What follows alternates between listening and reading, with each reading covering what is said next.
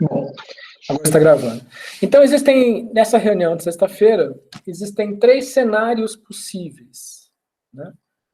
Um, que eu acho mais improvável, né? Eu acho praticamente zero a possibilidade da gente retomar as atividades presenciais. Né? Vocês devem estar acompanhando aí todos os informes, o pico ainda não chegou, o pico de infecção ainda não chegou no Brasil, deve chegar em meados de abril, e então eu acho pouco provável que a gente retome a atividade presencial. Né? Uma segunda possibilidade, um segundo cenário, é a gente continuar desta forma. E isso vai impactar um pouco na dinâmica que eu vou conversar daqui a pouco nos grupos, nos seminários. E um terceiro cenário, que talvez não seja o mais agradável, né? Mas que algumas instituições acabaram tomando, né? Essa decisão, que é de suspender o calendário. Isso, evidentemente, leva em consideração não só a dinâmica, o monitoramento do campus Poços de Caldas, mas o Instituto como um todo. Então, a gente não sabe qual vai ser a decisão, né? Então, vão ser as 8 unidades junto com a reitoria. A gente tem uma referência, um pano de fundo, que são as portarias do MEC, que regulamentam tudo isso. Né? Vocês vão observar, inclusive, lá no SWAP, eu estou lançando as aulas no SWAP com uma observação, segundo, portaria do MEC, número tal, quer dizer, tudo isso para a gente não ter nenhum questionamento jurídico sobre a validade dessas aulas, dessa dinâmica à distância. Né? Então, é importante que, além disso, né, vocês façam a avaliação entre vocês e o Igor transmita essas avaliações ao Matheus, né, para que tudo isso seja considerado nessa avaliação. Tá? Bom, considerando, então, o segundo cenário, da gente continuar com essa dinâmica à distância, né, a gente vai chegar num certo momento que, para não interromper as nossas atividades, a gente vai ter que fazer, no caso da nossa disciplina, que estava previsto no plano de ensino, que eu tenho que cumprir, né, a gente vai ter que fazer os seminários. Eu já vou passar daqui a pouco as orientações de como é que vai ser isso, mas uma forma que eu pensei é utilizar exatamente este Google Meet, né, em que a gente vai marcar, vocês vão ter um tempo de preparação. Eu, inclusive, quando essa disciplina presencial, desculpe, eu reservo algumas aulas no laboratório de informática para que vocês preparem junto comigo, no laboratório de informática, façam a preparação dos seminários.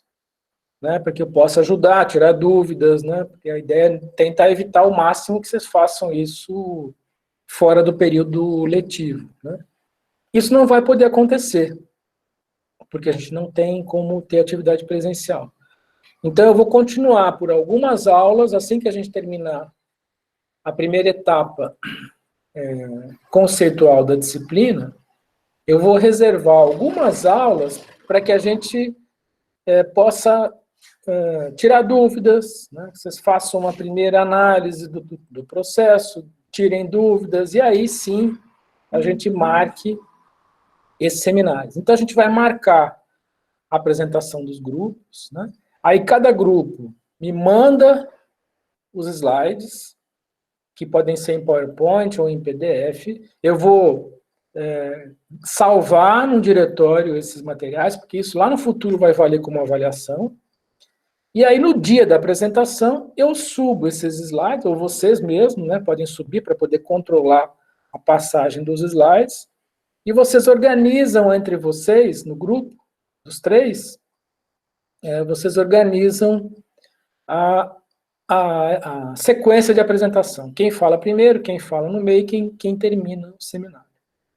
Aí a gente usa o próprio ambiente do Google Meet, que está sendo gravado, né, para apresentação, para perguntas, para dúvidas e assim por diante. Tá? Então, nesse segundo cenário, a gente vai conduzir dessa forma. Tá? No caso específico de vocês, né, que chegaram agora, né, Dalmi, Jean e Wesley, que deve entrar em breve, como são 3, então vai ser feito um grupo a mais, né, que não está ainda nessa tabela que eu vou passar para vocês, mas aí a gente vai criar, então, um terceiro grupo para que vocês, então, se organizem para apresentar. Vai ficar meio estranho, né, porque vocês não se conhecem presencialmente, vão trabalhar à distância, apresentar o seminário à distância, e só vão poder se conhecer lá na frente, mas são os detalhes aí da nossa crise, da nossa conjuntura, não tem muito o que fazer. Certo? Então eu vou subir aqui agora.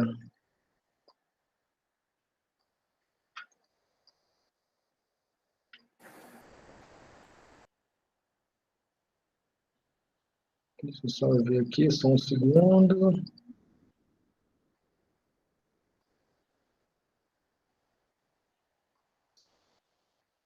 Pronto.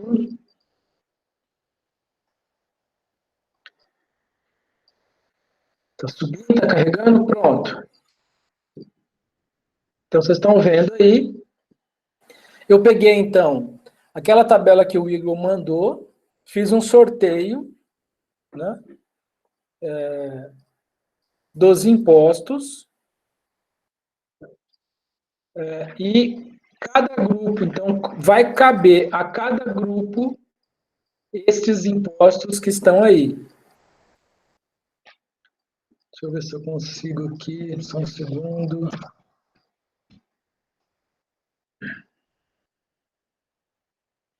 Vocês estão enxergando aí, né? Então, vamos lá.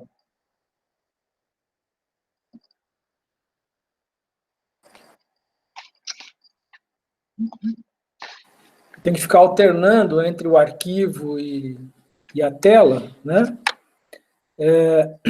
Então, o primeiro grupo, Georgia, Luana Madeira e Otávio, né, vão fazer uma apresentação sobre IPI. O Fred me atrapalhando aqui, Fred. Então, Jorge, Luana e Otávio vão fazer a apresentação sobre IPI, Imposto sobre Produtos Industrializados. Tá? Esse coube a vocês. Daqui a pouco eu vou explicar o roteiro. Por enquanto, é apenas passar para vocês os impostos a cada grupo. Aimee, Arielle e Fernanda vão fazer uma apresentação sobre esse imposto sobre serviços, né, que foi alterado para ISSQN, Imposto sobre Serviços de Qualquer Natureza, que aí, como existem diferenças entre municípios, vocês vão trabalhar especificamente o ISSQN de Poços de Caldas. Aimee, Arielle e Fernanda. Bruna, Dayara e Paula vão fazer uma apresentação sobre IOF, Imposto sobre Operações Financeiras, né, que é cobrado nas atividades financeiras. Paola, Jéssica, Igor Sarracini e RPF, que é o Imposto de Renda sobre Pessoas Físicas, né, o famoso Imposto de Renda. Se bem que são 2, vocês vão ver que esse é pessoa física, mais embaixo a gente vai ver o outro. Marina, Letícia e Lídia, ICMS, que é o Imposto de Circulação de Mercadorias e Serviços, mas também, como cada estado tem o seu, vocês vão fazer uma apresentação específica do ICMS de Minas Gerais. Tem algumas perguntas aqui. Certo? Não, são só ok. Débora, Ana Caroline e Lohane vão fazer sobre IPTU, a mesma coisa. Os IPTUs são específicos para cada cidade. Existe uma regulamentação mais geral, mas o detalhamento é específico daqui, então vocês vão fazer uma apresentação do IPTU de Poços de Caldas. Bruno, Igor e Vinícius vão fazer sobre IPVA, Imposto sobre a Propriedade de Veículos Automotores. Também a mesma história, né? É algo específico dos estados. Então, vocês vão fazer sobre IPVA de Minas Gerais. Maria Luísa, Júlia e Isabelle vão fazer sobre imposto de renda, mas de pessoas jurídicas. É diferente do grupo lá da Paola, Jéssica e Igor. Lá é pessoa física. Pessoa jurídica é uma outra história, é bem diferente do pessoa física. Opa, já achei um problema aqui. Perdão aqui, Jaqueline, Gustavo e Lucas. Não sei porquê.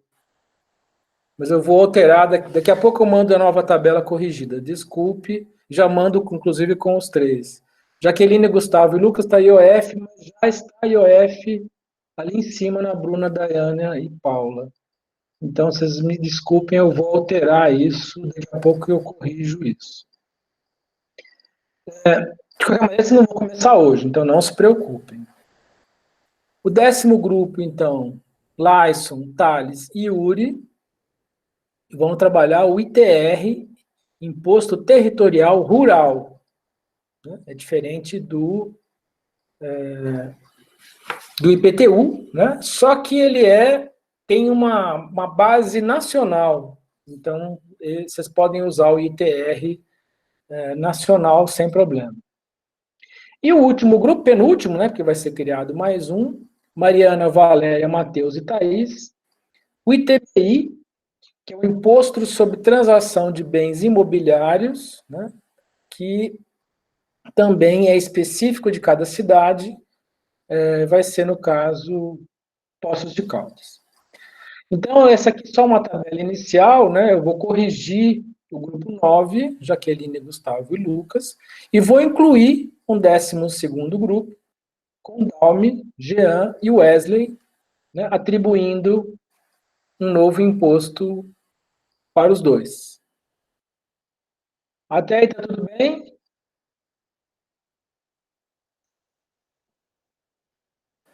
Perdão, eu perdi o grupo. Sim. O Vinícius. Vamos ver aqui.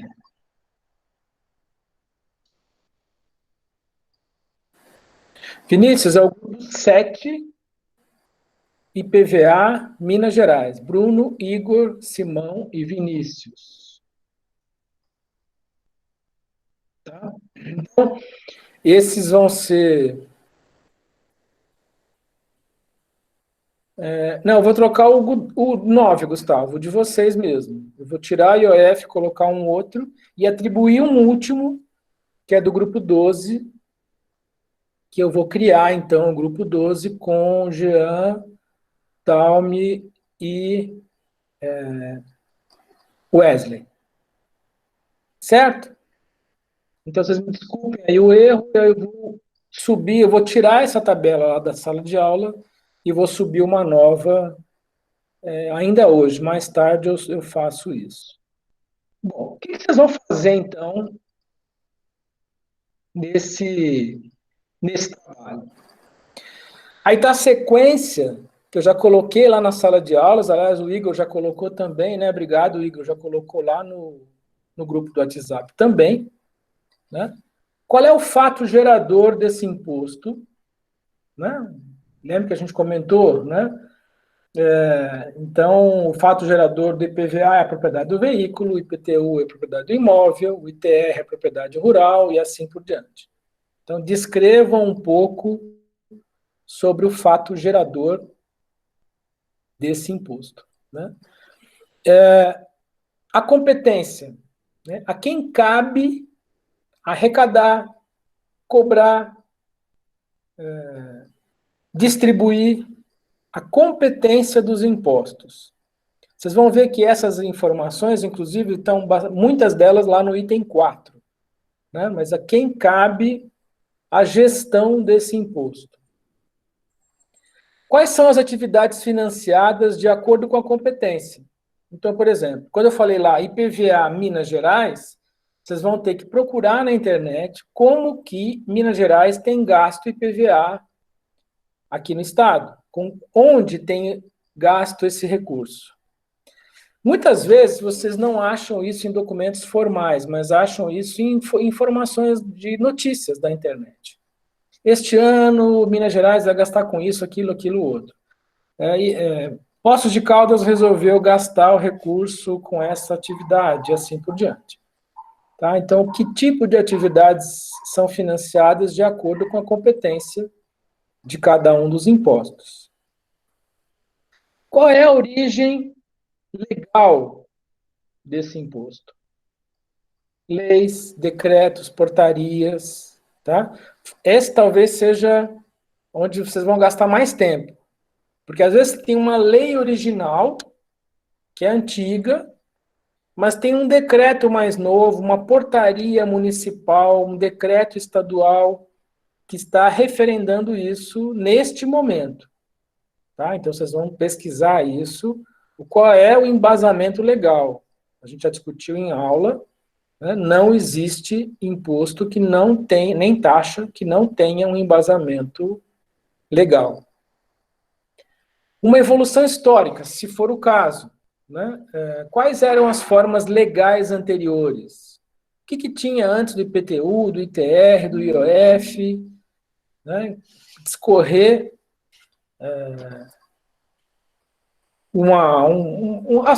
informações, né, históricas sobre isso. Às vezes não tem. É um imposto muito recente, que não teve alteração, mas se tiver, apresentem aí uma evolução histórica sobre esse imposto. O histórico de arrecadação. Então, isso também costuma aparecer bastante isso na imprensa. Né? Então, Minas Gerais, qual era o histórico de arrecadação de IPVA ou de ICMS em Minas Gerais nos últimos anos? Vocês podem montar um gráfico, né, um gráfico de barras, por exemplo, mostrar a evolução, né, IPTU, IOF e assim por diante, para mostrar o histórico de arrecadação de cada um dos impostos. Repartição entre os entes, se for o caso, por exemplo, IPVA, uma parte fica com o Estado, uma parte fica com o município. Se houver repartição entre os entes, apresentem, né? Como é que esse valor é repartido entre os entes, federal, municipal, estadual, se for o caso. Se não for, é 100% para um ente, não tem problema, já está resolvido. E a forma de cálculo? Então, vocês vão explicar para nós, no grupo, como é que se calcula o imposto de renda de pessoa física, o imposto de renda de pessoa jurídica, o IOF, né? Às vezes é simplesmente uma alíquota, um percentual. Outras vezes não. Outras vezes tem uma tabela, como é o caso de imposto de renda. Né? O pessoal do ICMS vai ter que se debruçar um pouquinho sobre como é que é repartido esse valor entre os estados, né? Tem algumas fórmulas de compensação, quando você compra produto de São Paulo e vem para Minas, por exemplo. Né? No caso de IPTU, como é que isso é calculado? Né? Depende do bairro? Não depende, o percentual? Então, vocês vão fazer essa apresentação. Alguma dúvida aí? Deve ter, né? Muitas. Né? Vamos com calma, gente. Isso aqui não é para amanhã. A gente vai construindo com o tempo. Eu tinha reservado no meu plano de ensino algumas atividades em laboratório para vocês irem pesquisando. Então, a gente vai fazer isso à distância. Eu vou acompanhar esse exercício. Mas, vamos lá. Alguma dúvida inicial com relação a isso? Pode começar. Ô, Sérgio, em relação à apresentação de todo o conteúdo, ele pode ser disposto igual a essas aulas que você dá mesmo. A gente coloca uma área de transmissão aí para poder transmitir os slides, se tiver, e podemos ir falando. Não necessariamente precisa ser a videoaula mesmo, tipo. Não, não, desse jeitinho mesmo. Eu vou até colocar aqui em tela cheia. Tá vendo? Agora está na tela cheia, né? É assim. É como se vocês estivessem projetando isso lá no retroprojetor na sala de aula, né? A única coisa é que vocês não vão ter o apontador, né? Eu não sei se tem esse recurso aqui no Google Meet, mas eu acho que não. Né? O apontador, o laser, que normalmente eu passo para os alunos para fazer a apresentação, pode ser em PDF, pode ser em PowerPoint, vocês que escolhem. Né? Alguns são mais sofisticados, fazendo Prezi, né? Que aí fica mais bonito, mais preparado no Prezi, aí vocês é que definem isso no grupo. Tá? Vamos lá, Gustavo.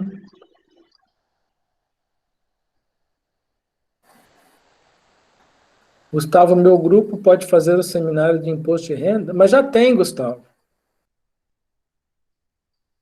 Já tem um de imposto de renda. Pessoa física.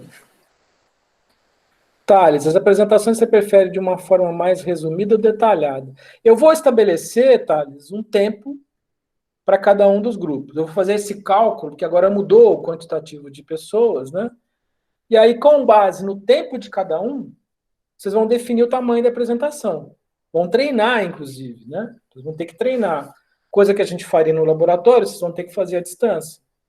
Eu imagino que vocês possam, por exemplo, vocês já devem ter, se não tem, vão criar grupos aí do WhatsApp do grupo de vocês. E vão começar uma conversa entre vocês para elaboração disso. Uma dica aqui, criem uma conferência no Google Meet, né? Ela é gratuita, e façam esse exercício entre só vocês, os três do grupo. Tá? Suba a apresentação, controle o tempo, veja que parte cada um pode falar, mas isso lá na frente, né? Quando a apresentação estiver pronta. Então, vocês vão poder fazer isso no próprio Google Meet, para que fique o mais, né, dentro do previsto possível. Né? Isso, claro, como eu disse, eu vou estar discutindo isso com vocês com calma, né? Mas vocês vão ver que na hora que vocês começarem a pesquisar, vocês vão achar muita coisa. Muita coisa. Uma coisa que vocês podem também, isso foi uma ideia do ano passado que ficou bem interessante, é de vocês colocarem na apresentação também notícias. Notícias mais recentes sobre determinados impostos, sobre determinadas taxas. Né? Sei lá, por exemplo, que existe aí uma guerra fiscal entre Minas Gerais e o Rio de Janeiro em tal produto por conta do ICMS. Que tem pessoas alugando carro em empresas que colocam que registram seu veículo em tal cidade porque o IPVA é mais barato. E assim por diante. Vocês podem ilustrar a apresentação, isso é muito legal, né? Isso tem a ver com qualquer tipo de seminário. Então, vocês pegam a matéria, dão um print na matéria e colocam no slide. Isso é interessante para ilustrar a apresentação e o seminário fica mais atrativo, mais dinâmico. Tá? Agora, gente, com muita calma, tá? Que a gente vai retomar isso na próxima aula. Não é para apresentar agora, né? Até porque são muitos itens, vocês estão vendo aí. Né? Como eu disse, no meu plano de ensino, eu tinha reservado algumas aulas em laboratório para ir preparando isso, discutindo, mas isso, infelizmente, não vai ser possível. Tá? Então, aí vocês, o Gustavo, aguardem que eu vou verificar um outro imposto, e o grupo da Dalme, Jean e Wesley, aí eu já vou subir com o grupo de vocês. Né? Eu imagino que amanhã, então, como o Igor comentou, amanhã o Robson passa o contato do Wesley, E aí, Igor, quando você tiver, você já coloca no nosso grupo também, eles se apresentam na próxima aula, e aí já começam também a conversar. Né? Letícia. Mas você vai passar um roteiro para seguir explicando exatamente o que você quer e como. Então, o roteiro é esse aqui, Letícia. Tá? Esse aqui vai ser o roteiro. Aí, na medida que vocês forem conseguindo essas informações, eu vou tirando dúvidas, né? Vocês podem me perguntando, ou aqui na aula, que eu vou reservar para isso, ou então no grupo do WhatsApp, como eu falei já da outra vez, o grupo do WhatsApp está sempre aberto, ou de forma pública ou de forma privada. Gente, se a pergunta do seminário ser uma dúvida mais geral, né, não me chamem no privado, chamem no grupo, porque às vezes esclarece a dúvida para mais grupos, para mais pessoas. Né? Agora, se for mais específico, evidentemente, vocês podem me chamar no privado sem nenhum tipo de problema. Tá? Mais alguém? Mais alguma dúvida? Então vamos lá.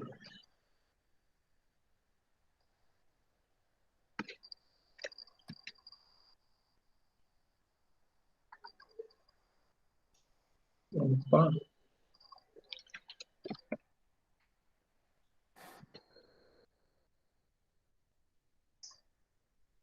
Deixa eu voltar aqui.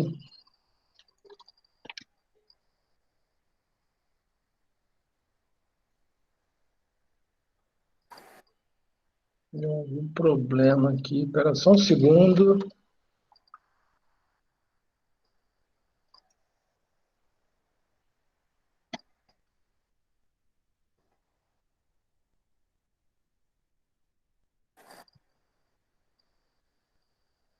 Espera que eu já vou reabrir.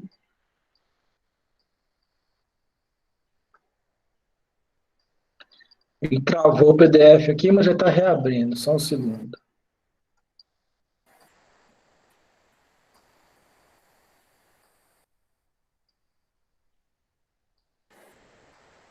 Pronto. Então vamos lá.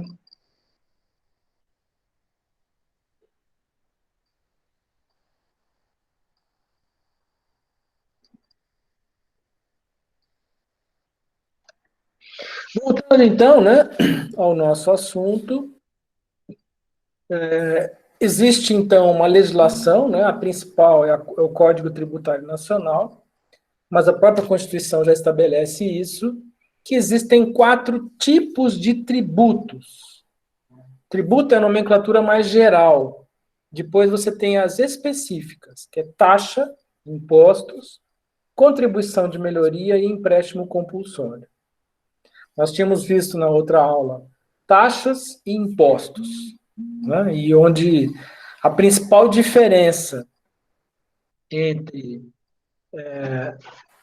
taxas e impostos é o fato gerador. Né? Vocês devem lembrar que eu comentei, por exemplo, IPVA é um caso típico. Né? O IPVA é um imposto sobre propriedade de veículos automotores, um grupo vai fazer a apresentação do IPVA de Minas Gerais. Mas qual é o fato gerador? É o fato de você ter um veículo. Não tem nada a ver com o uso de vias públicas, rodovia, nada disso. Pedágio, não. Pedágio é uma taxa que você paga se utilizar a rodovia. Então, o fato gerador do IPVA é ter um carro, ou caminhão, né? Não importa, um veículo automotivo. E o fato gerador do pedágio é usar a rodovia. Tá? Então, e a taxa, inclusive, está vinculada a um poder de polícia que a gente viu. Né? Então, se você passar no pedágio sem pagar, você vai ser parado e autuado. Né? E, no caso do IPVA também, né? Inclusive, eu acho que eu nem comentei na outra aula, mas o IPVA tem gerado uma grande discussão polêmica, muito polêmica, que é a seguinte: quando um policial te para numa rodovia, por exemplo, né? Ele tem esse poder, ele para você e pede os documentos do veículo. Você vai apresentar os documentos, né, que mostram que você é proprietário daquele veículo. Durante muito tempo, ficou uma discussão assim, se você não tiver pago ou estiver com IPVA atrasado, né, a polícia pode te autuar ou não? Vamos para o outro lado. Se você não transferiu o documento, aí sim, aí é poder de polícia, porque você não está comprovando a titularidade do bem que você está conduzindo, que inclusive pode ser até roubado. Aí sim cabe o poder de polícia. Mas o IPVA é uma dívida fiscal. Então, assim, as últimas conclusões nesse caso é que a polícia não pode autuar. Quem autua, nesse caso, é o setor fiscal do Estado. Às vezes, não é muito comum, mas às vezes você vê algumas viaturas, umas vans da Receita Estadual em algumas rodovias. Normalmente, eles fiscalizam cargas, né? Param um caminhão para ver se as notas fiscais coincidem com a carga que ele está levando e se é uma nota fiscal válida. Mas essa viatura, se ela te parar, né, ela pode te autuar porque o seu IPVA está atrasado. Né? Então, por que isso? Isso tem a ver com o fato gerador. Né? Então, você não pode ser autuado pela polícia caso você tenha o IPVA atrasado. Você não pode ter seguro obrigatório atrasado, isso é a polícia que vai te autuar. Você não pode ter o DPVAT atrasado, não pode ter um documento sem transmissão de titularidade, isso cabe à polícia, né? Mas o IPVA não. Né? Inclusive, eu comentei com vocês, né? Eu fiquei um período na Itália e lá, como eu fiquei um período longo, fiquei por um ano, acabei comprando um carro usado para poder me deslocar, porque onde eu estava não tinha quase transporte público. Né? E quando eu fui vender esse carro para vir embora para o Brasil, o despachante ele verificou lá que tinha IPVA muito antigo lá, o IPVA dele sendo devido. E eu fiquei morrendo de medo. Falei assim, então não pode transferir? O rapaz até riu, falou assim, não, isso não é problema seu. Isso é problema de quem era proprietário na época. Ou seja, o IPVA é assumido como uma dívida fiscal sobre a propriedade naquele período. No Brasil já não é assim. Se você vai transferir um veículo, se tiver IPVAs antigos, né, você tem que pagar para conseguir transferir. Lá não. Lá você transfere normalmente. Porque IPVA permanece como uma dívida fiscal, já que o fato gerador é ser proprietário do veículo, é vinculado ao período em que você era proprietário do veículo. Como eu não era, pronto, não tive problema nenhum. Tá? Então, são essas diferenças entre taxa e imposto. Uma outra forma prevista no Código Tributário Nacional de receita, um outro tributo, é contribuição de melhoria. É o tributo que tem como fato gerador o acréscimo do valor do imóvel localizado nas áreas beneficiadas direta ou indiretamente por obras públicas. O que é isso? Você imagina o seguinte, você tem uma área, né, que a princípio ela é rural, né, e aí passa uma avenida, ela é ampliada, uma avenida por essa área, ou uma rodovia por essa área. Então, está sendo gasto, né, um recurso a mais, porque está se construindo está se fazendo uma melhoria nessa região. Então, pode ser feito uma valoração acima do que você está normalmente acostumado a pagar, porque o seu imóvel, nesse caso, recebeu uma valorização. Tá? Um outro caso, num imóvel rural, por onde passa um canal. Né? Um caso recente, que provavelmente aconteceu essa contribuição de melhoria, é aquela transposição do Rio São Francisco. Você imagina, propriedades absolutamente distantes de tudo, né, que tinham um valor baixíssimo, porque a água é um recurso muito escasso, por isso fizeram a transposição, de repente passa um canal direto ou indiretamente, quer dizer, ou na propriedade ou próximo da sua propriedade. Então, pode ser feita uma contribuição de melhoria em função de um acréscimo do valor do imóvel em função de uma obra pública que agiu direto ou indiretamente nessa propriedade. Edir, Oi. aí, nesse caso, essa contribuição de melhoria vai ser para o dono atual ou vai ser quando ele for vender o imóvel, coisa assim? Não, já é para o dono atual, Luana, porque automaticamente já valorizou esse imóvel. Tá? Então, porque no caso do IPTU e de um ITR, apesar do ITR ser ínfimo, né, já há uma valorização. Então, o fato gerador de um imóvel, qual é? É o valor venal dele, e o valor venal subiu, porque ele foi beneficiado por essa obra pública. Tá? Isso é algo mais pontual. De maneira mais geral, acho que a gente comentou aqui, isso acontece no caso de IPTU, por exemplo, para uma região inteira, mas isso não é tratado na forma de contribuição de melhoria. Acho que eu comentei com vocês, houve um esforço ano passado do prefeito em alterar a tabela de cobrança do IPTU de Poços de Caldas. Por quê? Porque ela é muito antiga. Aliás, é bom que o grupo do IPTU traga informações, saiu muito na imprensa sobre isso, vocês podem aproveitar essas matérias do ano passado, né? E o que ele fez? Ele tentou corrigir a tabela do IPTU, né, porque houve uma valorização imobiliária nessas regiões. De certa maneira, o que ele está fazendo é uma espécie de contribuição de melhoria. Porque, às vezes, aquele local melhorou porque melhorou o acesso, teve investimento em vias públicas, em água, em saneamento básico, e com isso os imóveis valorizaram. Só que é muito difícil para a prefeitura conseguir aprovar algo imediato nesse caso. Então, ela prefere não trabalhar com contribuição de melhoria, mas alterar o IPTU. Mas, mesmo assim, se imagina, se IPTU é difícil, tanto que o prefeito não conseguiu, teve que voltar atrás e retirar o projeto, você imagina ele estabelecer algo como contribuição de melhoria. Isso vai gerar uma revolta muito grande dessas pessoas, que não conseguem entender, né, o conceito do imposto. Eu não estou aqui defendendo o prefeito, por favor, né? Mas que o conceito é esse.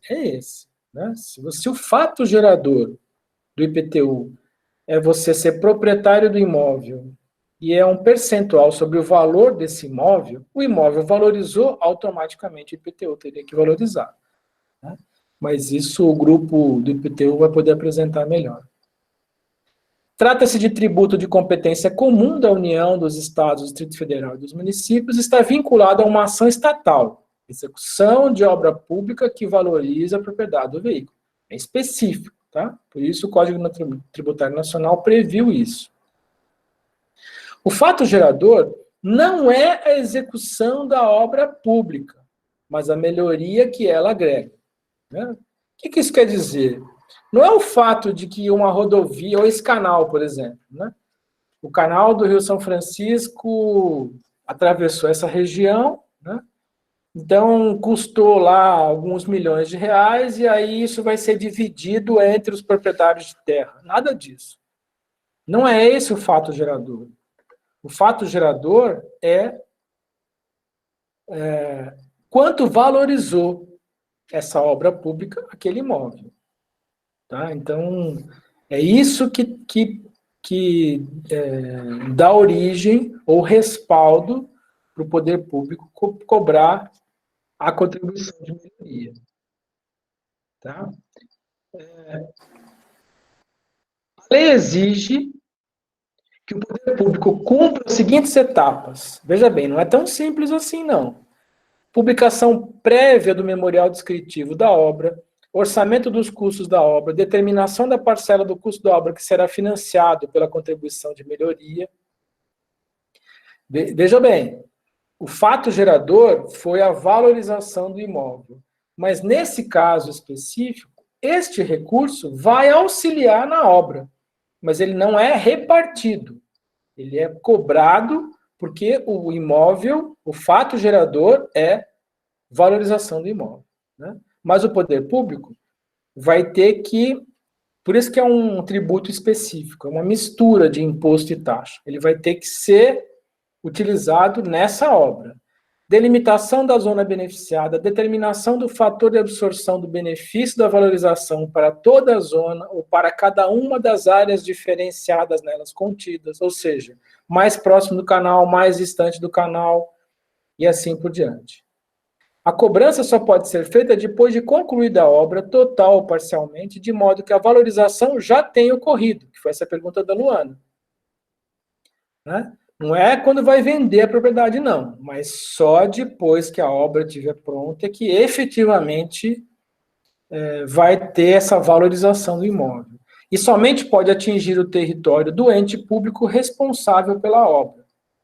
Tá? Então, só pode, no caso do canal de São Francisco, por exemplo, somente ao longo do canal, né, onde foi construída essa transposição do Rio São Francisco. E a sua arrecadação deve ser destinada exclusivamente para custear a obra pública. Vejam que ele é um misto, né, de taxa e de imposto. Então, ele é cobrado sobre a valorização do imóvel, mas não é como um imposto que você, mas eu vou usar isso com educação, com segurança. Não. Contribuição de melhoria, ela vai ser utilizada para a obra. Tá? Mas não é o fato gerador, não é o custo da obra. Não é repartir o custo entre os proprietários que margem essa obra. Até porque, nesse caso que eu citei, por exemplo, seria impossível isso.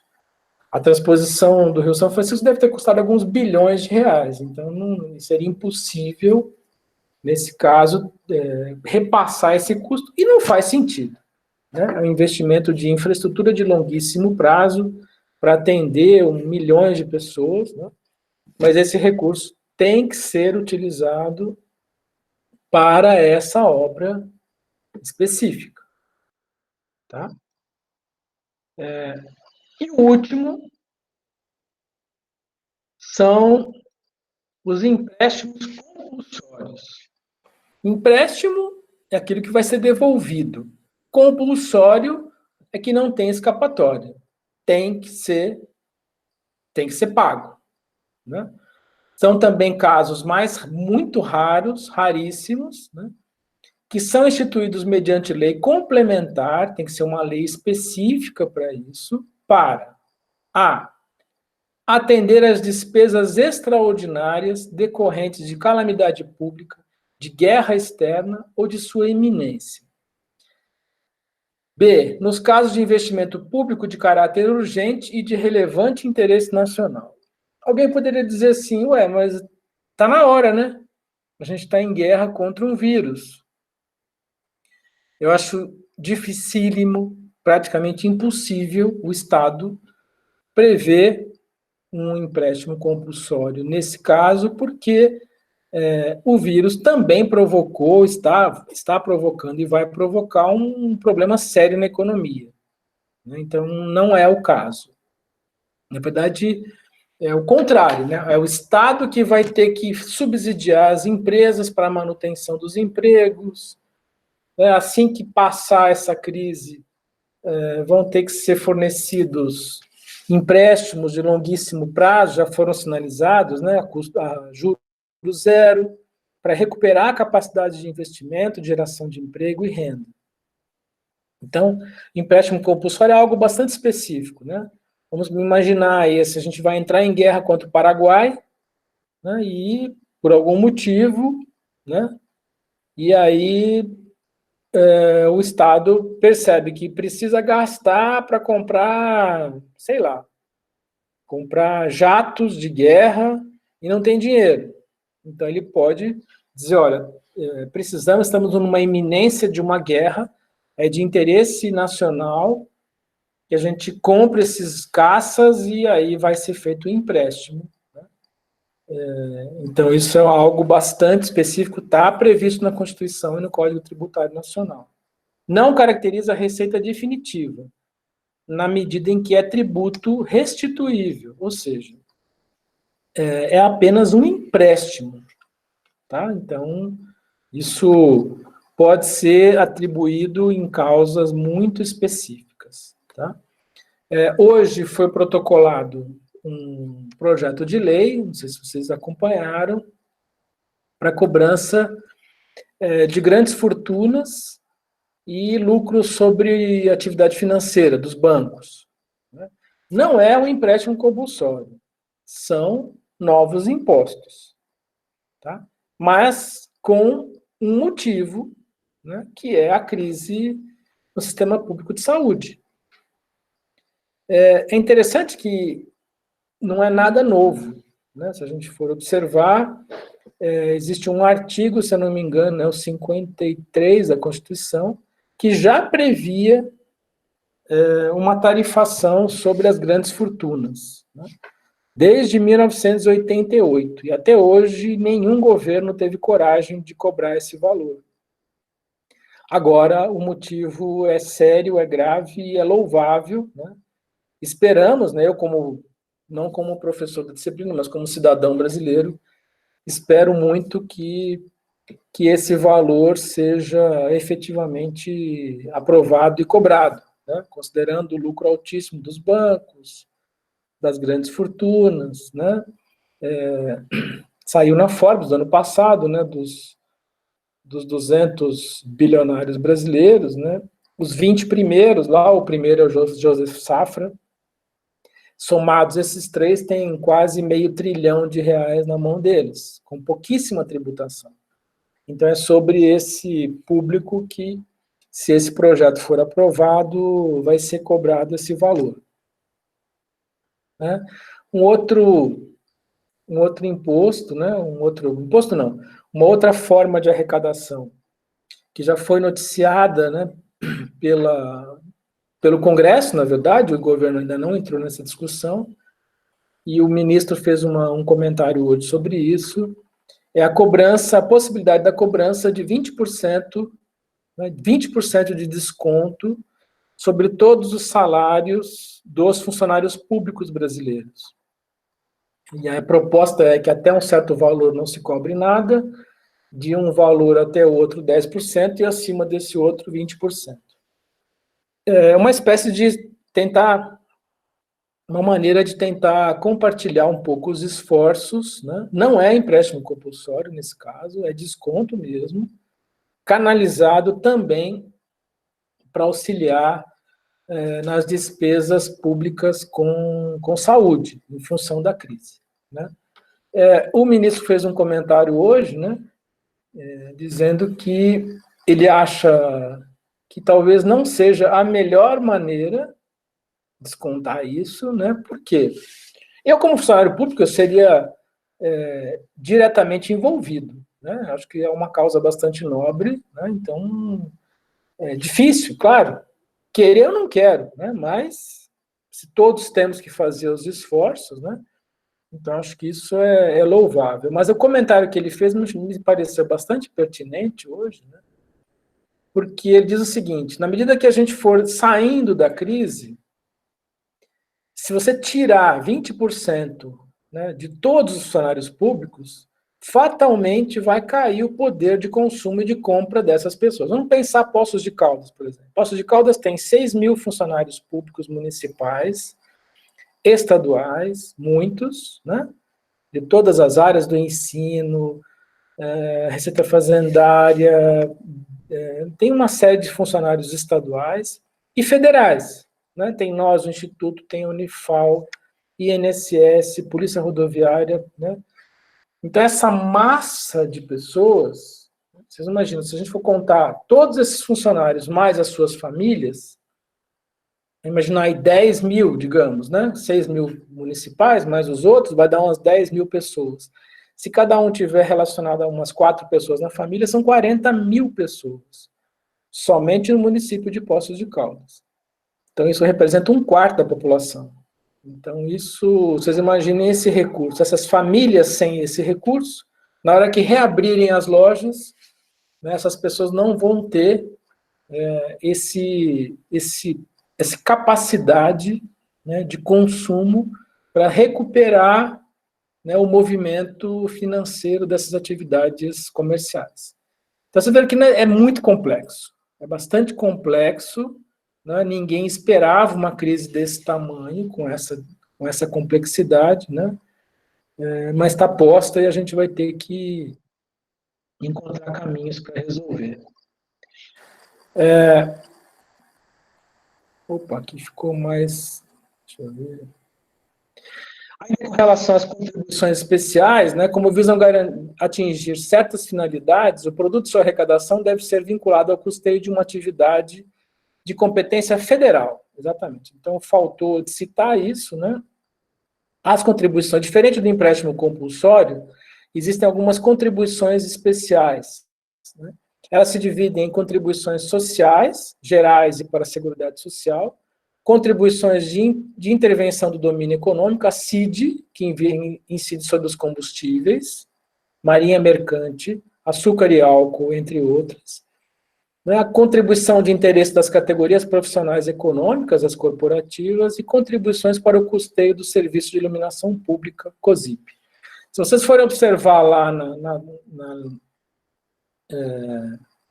no IPTU, vocês vão ver lá que tem lá uma contribuição para o custeio do Serviço de Iluminação Pública.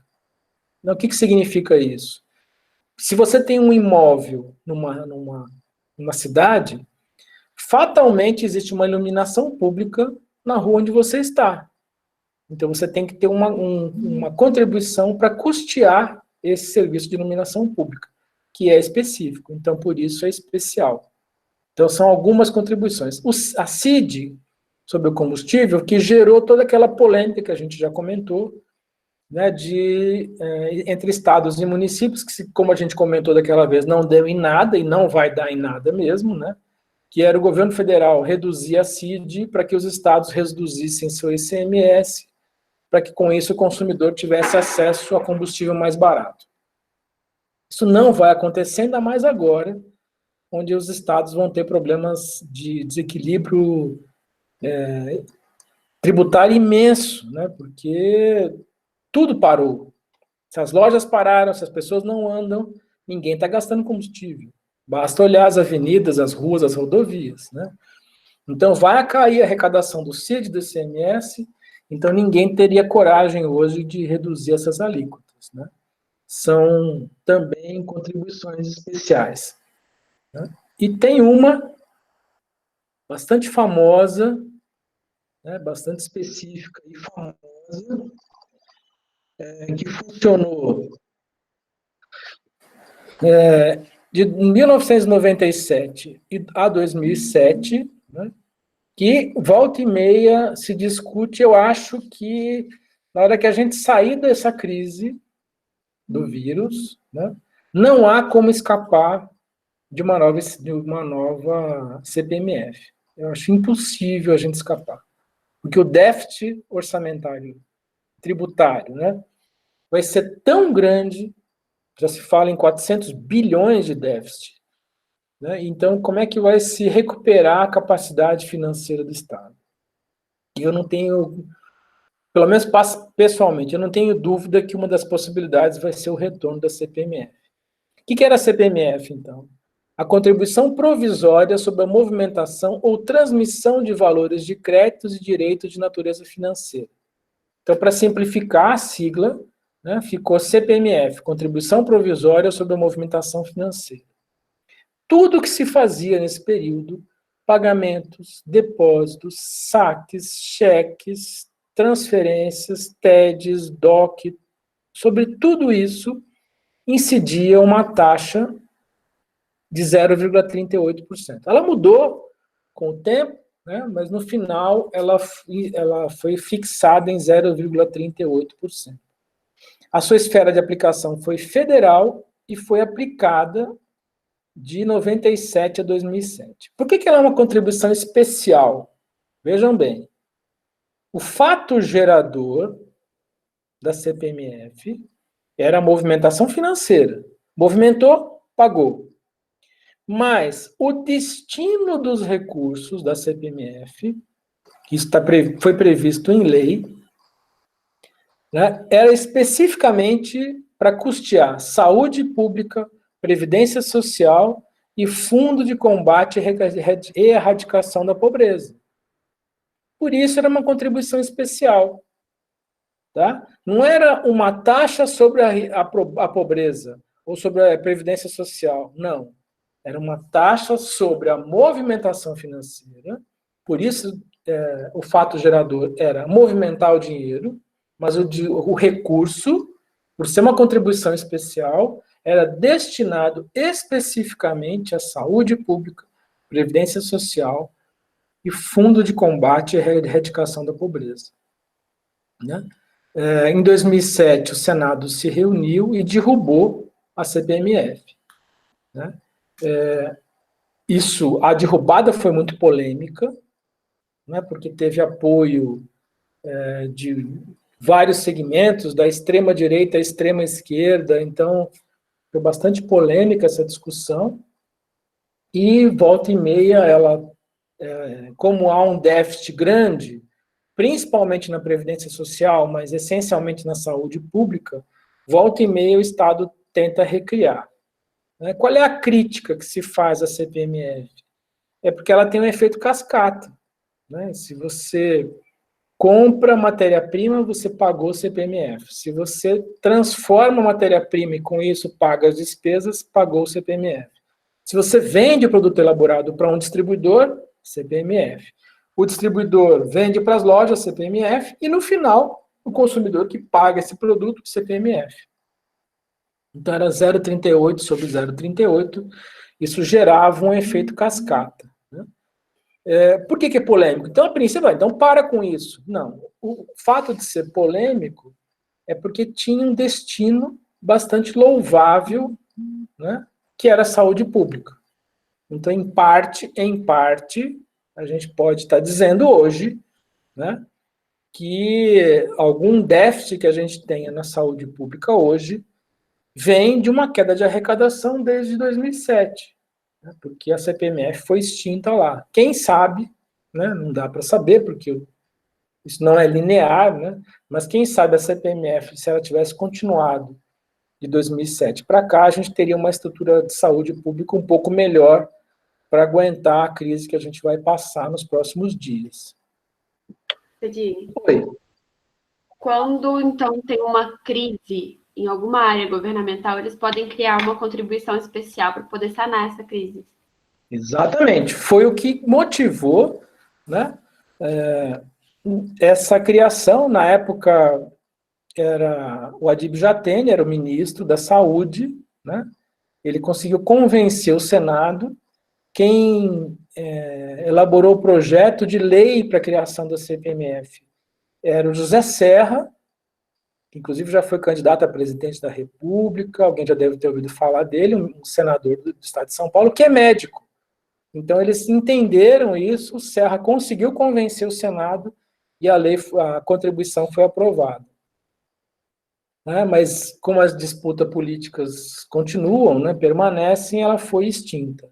Por isso que eu acho, né, tenho quase certeza, à medida que a recuperação econômica acontecer, com uma conta a ser paga, que é esse déficit que vai ser deixado, né, o legado que vai ser deixado depois que a crise foi embora, foi muito grande, eu não duvido que a CPMF volte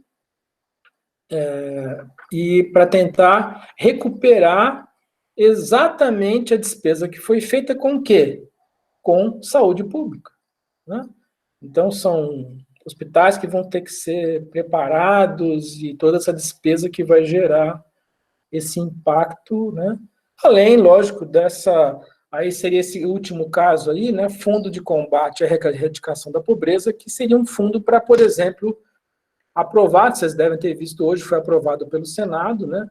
Os R$600 por mês para trabalhadores informais, né, que vai ser pago pela Caixa Econômica, pelas lotéricas, né? Ainda depende de alguns decretos, algumas portarias que vão ser aprovadas essa semana, mas quem é que vai pagar isso? São R$600 para muitas pessoas por 2 ou 3 meses. Então, não duvido que a CPMF seja recriada para tentar recuperar esse equilíbrio, né? É evidente que as empresas, os empresários vão reagir, né? Mas um Estado falido não interessa para ninguém. Gustavo, mas será que vai funcionar mesmo? Aí, o que, Gustavo? Arrecadação? Ou... Não entendi a sua pergunta aqui. Os R$600 já foi aprovado hoje, né? Já foi aprovado hoje. Eu entendo que funcione sim, Gustavo, porque o Brasil já tem uma expertise nessa área, que é com Bolsa Família, e já existem os CRAS para cadastrar as famílias, né? Então, assim, logística para isso já existe. Já existe. O que vai acontecer é há algum tempo, claro. Não dá para achar que o empregador informal vai receber até sexta-feira R$600. Não vai acontecer. Mas expertise o país já tem para esse tipo de atuação financeira. Tá? Mais alguém? Aí, só para concluir, né, só para as citações, né, a fonte do direito tributário. A lei é a fonte fundamental do direito tributário. Né, você tem as emendas constitucionais, tratados e convenções internacionais, porque a União, né, assina esses tratados, leis complementares, leis ordinárias, lei delegada, medidas provisórias, decretos legislativos e resoluções do Senado Federal, que foi o caso da CPMF, que criou e extinguiu. Tudo isso eu não vou detalhar, porque vocês vão apresentar isso no seminário. Vamos lá. Thales, é mais fácil usar o fundo partidário ou cortar gastos parlamentares ou ir atrás de receber as multas ambientais? Mas é algo que não acontece. Pois é, né, Thales? A nossa velocidade, né, a velocidade da sociedade não é a mesma da velocidade dos processos legislativos, né? Eu não sei, sabe, Thales, se isso é uma má notícia ou uma boa notícia, né? Porque, claro, eu, como cidadão, que usasse todo o fundo partidário inteiro, né, para isso. Só que ou a gente respeita, né, o Congresso Nacional com os deputados e senadores que nós elegemos, né, ou a gente vai correr o risco de ter uma ação mais ditatorial, né? Quer dizer, é um pouco da decisão nossa. Né? Porque, assim como essa medida podia ser feita, podia ser uma outra medida de fechar o Congresso, que aí seria a medida da ditadura que a gente passou a partir de 64. Então, assim, não sei os desdobramentos disso, mas esse caso específico que você citou, né, receber multa ambiental, esse não depende do Congresso, esse depende do Executivo, sim. As multas já foram atribuídas, é só cobrar judicialmente. Agora, transferir o fundo partidário, eu acho que também vai acabar sendo uma ação natural, né, porque o déficit vai ser tão grande que o Estado vai ter que buscar formas de equilibrar esse déficit, né, porque o déficit vai acabar interferindo na vida de todas as pessoas, inclusive da gente. Né, então, medidas vão ter que ser encontradas para isso. E não é fácil como essa que eu acabei de dizer. A princípio, tirar 20% é simples, né? Tira 20%, vai lá, ajuda a recompor. Mas, como eu disse, 40 mil pessoas com 20% a menos de consumo, de poder de consumo em Poços de Caldas, vocês já imaginaram isso? Né? Imagina que tem gente aí no grupo que trabalha em lojas, né? Ou que tem familiares que trabalham em lojas. Né? Então, perguntem para as lojas o que eles acham de 40 40 mil pessoas com 20% a menos de capacidade de consumo. Não é uma situação fácil de resolver, não. Essas medidas, como esses R$ 600, assim como o Bolsa Família, são medidas de absoluta eficácia. A gente já conversou aqui, né? Existe um economista do final do século XIX, o Keynes, que já escreveu muito sobre isso. Em momentos de crise, fundamental estimular o consumo a partir da base. Então, você imagina, esses trabalhadores informais que vão receber esses R$ 600, o que eles vão fazer com esses R$ 600? Eles vão aplicar na Bolsa? Vão fazer investimento em letra de câmbio? Não, eles vão pegar esses R$ 600, é possível que eles saiam da lotérica e já passem direto no supermercado, na farmácia e gastem esse dinheiro. Então, além de ajudar essas pessoas a sobreviver, é um dinheiro que estimula rapidamente a economia. Isso Keynes já previu lá no século XIX. Momentos de crise não pode ser para sempre, evidentemente, né? Mas são recursos fundamentais para reativar a economia. Alguém queria falar aí? Eu interrompi? Vamos lá.